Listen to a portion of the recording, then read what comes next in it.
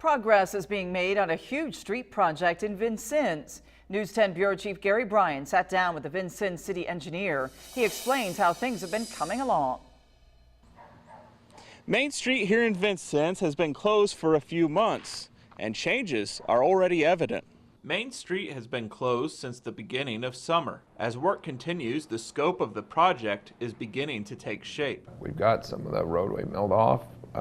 We've got most of the utilities out of the way. We've got a couple services we got to take care of, but we likely are going to be starting storm sewer work as early as next week. Crews have pushed utilities back to allow for a widened roadway. Workers are staying in contact with people living along the closed road. If there's an issue, they call me and then I get a hold of the contractor. We go look at it and take care of it. We did have one utility company bore through a sanitary service, and that took almost 5-6 days to get resolved.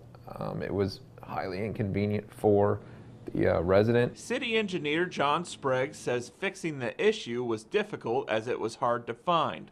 It took us a few days, but we got that taken care of, and that company is going to be covering the bills that they incurred trying to figure out what was wrong with their sanitary system. Temperatures reached 90 degrees this week, so it may be hard to imagine winter conditions, but Sprague says they are already planning for the change in seasons. Kearns does have a winter shutdown portion on their schedule that's December, January, and February, or the second half of December, January, and February, and they'll be back in March.